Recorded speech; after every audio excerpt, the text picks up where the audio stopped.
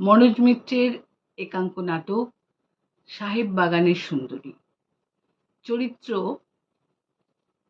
কাক ও মেম সাহেব। অংশগ্রহণে কাকের চরিত্রে আমি চৈতালি ঘোষ আর মেম সাহেবের চরিত্রে আমি রুমকি দাস। শুরু করছি শ্রুতি নাটক সাহেব বাগানের সুন্দরী। ঝিলের জলে স্নান করে সজল এলো চুলে, শিথিল বসনা মেম সাহেব সবে মাত্র ঘাটে উঠে দাঁড়িয়েছে। শ্বেত পাথরের মূর্তিটা এই রকম। মূর্তিটার রূপ জৌলুস ঢাকা পড়েছে শ্যাওলায়। পাখির বিষ্ঠায় সাদা কালো ছোপ ধরা মেম সাহেবের মূর্তিটাকে পাগলি পাগলি ঠেকে। পরিত্যক্ত ভুতুড়ে জঙ্গলে ঢাকা বাগান বাড়ির জরা জীর্ণ পুকুর ঘাটে। গভীর রাতে পূর্ণিমার চাঁদ এখন মজা ঝিলের এক চামচ জলে হাসছে। সেদিকে তাকিয়ে মূর্তির মেম সাহেব ইনিয়ে বিনিয়ে কাঁদতে শুরু করলো। অদূরে বকুল গাছের বাসার এক কাকের নিদ্রা ছুটে গেল। কেসটা কি মেম সাহেব? প্রায় রাতে তুমি যে আমাদের ঘুম নষ্ট করছো। তোমার বোঝা উচিত সারাদিন পেটের ধান্দায় বহুত খাটাখাটি করতে হয় আমাদের। খানিকটা বিশ্রাম তো চাই নাকি? নিজের আর কি, আছো তো একঠায় দাঁড়িয়ে, খুশি মতো হাসছো, কাঁদছো, ঝিমুচ্ছ। কাজ নেই, কম্ম নেই, ভিজে পেটিকোট শুকোচ্ছ তো শুকোচ্ছ। বুঝলে, বর্ষাকালে ডানা দুটো ঝাড়ালো ফুরসত পাইনে। প্যান প্যানলে থামাও বলছি। চুপ কর লক্ষ্মী ছাড়া হতচ্ছাড়া কাকের বাচ্চা। উফ, অবস্থা করেছে আমার শয়তানগুলো। কি এই নেটিভ কাকগুলো! ঝিলের জলে চাঁদটা কেমন খুবসুরতি, আর আমি ছি ছি ছি, মাথায় গালে বুকে কি নোংরা কি নোংরা। উফ, আমার কেন মরণ হয় না গো? আরে আমাদের কি দোষ? নট নরম চরণ হয়ে দাঁড়িয়ে আছো কেন? হাত পা ঝাঁকালে আমরা থোড়াই তোমার কাছে ঘেঁষি। আরে বাবা, সবাই জানে কাকেরা একটু স্ট্যাচুর মাথায় নখ খোঁচাতে ভালোবাসে। দূর হ কেলে কুচ্ছিত। দাঁড়া, আমার সাহেব ফিরে এসে তোদের কি হাল করে ছাড়েন দেখিস তখন। কবে আসবে গো মেম সাহেব তোমার সাহেব? টেলিগ্রাম পেয়েছো? চিঠি লিখে দাও, তোমার জন্য যেন একটা সিল্কের ম্যাক্সি আর নরম তোয়ালে নিয়ে আসে। হ্যাঁ, আর একটা ওয়াটারপ্রুফ।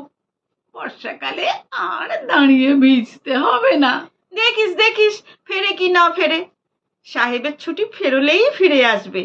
যাবার সময় আমায় বলে গেছে। ধন্যি আশা কুহকিনি। মেম সাহেব, তোমার মালিককে আমি দেখিনি, যা শুনেছি 47-এ রাজত্বী হাত বদল হতে তল্পি তালপা গুটিয়ে নিয়ে স্বদেশে ভেয়ে গেছে। একদিন সে বোধহয় বেঁচেও নেই।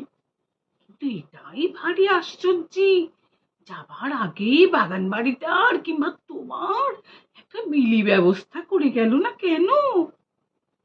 অবশ্যই না করে ভালোই করেছে। আমরা কয়েকশো কাক, বাদুর, চামচিকে একটা বেওয়ারিশ বাগান বাড়ি ভোগ দখল করতে পারছি। সাহেবের জন্য আর কেঁদে লাভ নেই মেম সাহেব। এদেশে সাহেবদের রাজত্ব শেষ, আর তোমারও বলবোলা শেষ মেম সাহেব। কাক কাক, ওরে কাক, কি করে তাকে ভুলি বল না।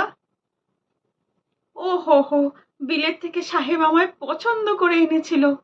পশমের পাপ দিয়ে সাহেব রোজ আমার মুখ মোছাতো। তোমার সাহেব নাকি আর্টিস্ট ছিল? এই যে কি বলে, শিল্পী না জুলপি? হাসবি না, হাসবি না। ও হো হো, কি সেই সব দিন! সে আমলে সেই বাগান বাড়িতে কত আমোদ প্রমোদ ছিল রে। কত আলো বাজনা, নাচ গান, খানা পিনা। শুনেছি সাহেবটা বেজায় ফুর্তিবাজ ছিল। গরমকালে হ্যাঁ এমনি জ্যোৎস্না রাতে হ্যাঁ, সাহেব আমার মুখের দিকে হাঁ করে চেয়ে থাকতো। বলতো, কি বলতো? চাঁদের শোভা তোমার কাছে হার মেনে যায় সুন্দরী। আর মেনে যায় সুন্দরী। ভেংচি কাটবি না। আমাকে আরো সুন্দর করতে সাহেব এই সুইমিং পুলটা ভরেছিল। নাকি এটা সুইমিং পুল? আমি ডিম ফুটে বেরোবার পর থেকে তো পচা ডোবা বলেই জানি। তোর যেমন বুদ্ধি, পচা ডোবার পাশে সাহেব আমায় রাখবে কেন? আমার মান যায় না বুঝি? আমি ভেবেছি তুমি বুঝি খানা ডোবায় কুচো চিংড়ি ধরে বেড়াচ্ছ, ওই যে গাগঞ্জে পাগলিরা যেমন ধরে বেড়ায়। এই এই পাগলি পাগলি করবি না, পাগলি পাগলি করবি না শয়তান।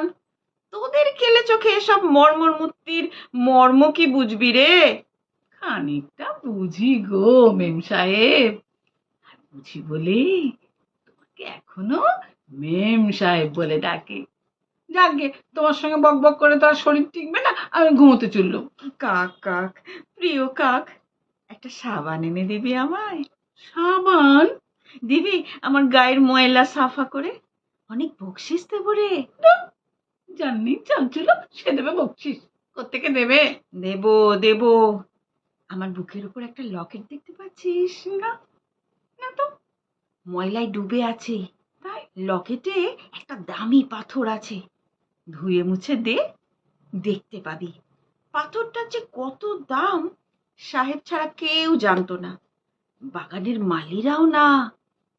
ওই পাথরটা বেচলে শুধু তোর কেন, ও কাক, তোর 14 পুরুষের জীবন কেটে যাবে আয়েশ করে। খাবারের জন্য আর তোকে ছোটাছুটি করতে হবে না রে। সত্যি আছে নাকি হিরে চুনি পান্না? দেখতে পাই না যে। কিন্তু ঠিক দেবে তো? না যদি দিই, আমাকে আরো নোংরা করে দিস, পাগলি বলে ডাকিস, তোর যা খুশি। কিন্তু সাবান পাই কোথায়?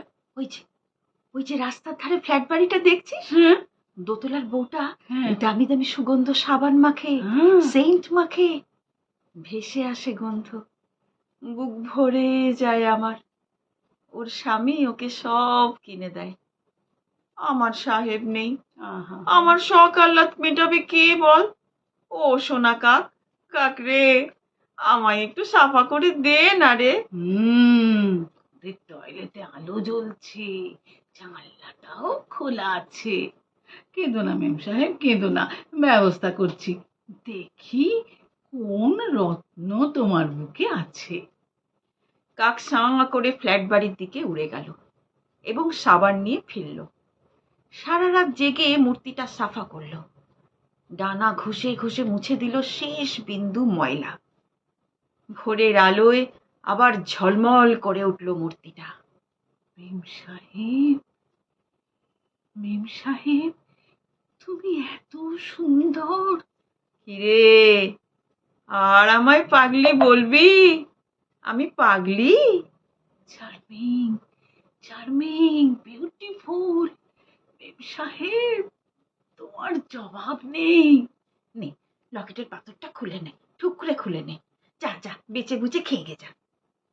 না মেম সাহেব, 14 পুরুষ আমার খেতে খাক, না খেতে পেয়ে মরুক, তোমার কা আমি ঠোকরাতে পারবো না।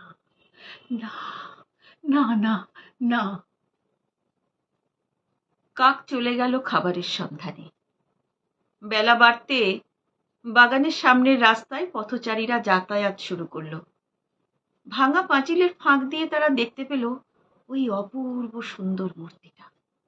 কত লোকই না দেখলো, গেরস্ত, অফিস যাত্রী, মোটর যাত্রী, ব্যবসায়ী, ছাত্র, অধ্যাপক, ডাক্তার, সাংবাদিক, শিল্পী, গল্পকার, নাট্যকার, টিভি ক্যামেরাম্যান, খেলোয়াড়, বিধায়ক, সাংসদ, মস্তান, মাতাল, সিরিয়াল নির্মাতা, নেতা, অভিনেতা, হিন্দু, মুসলমান, বৌদ্ধ, খ্রিস্টান, আরো কত কত কত জন।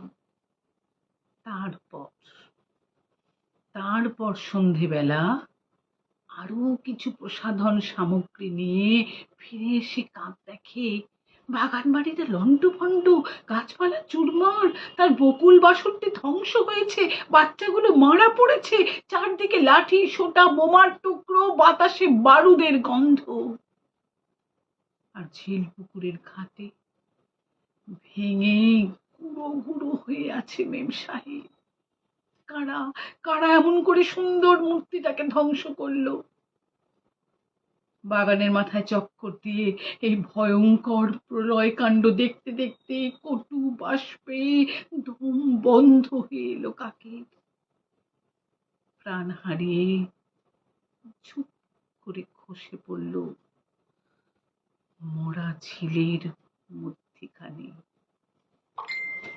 নমস্কার, এখানেই শেষ করছি।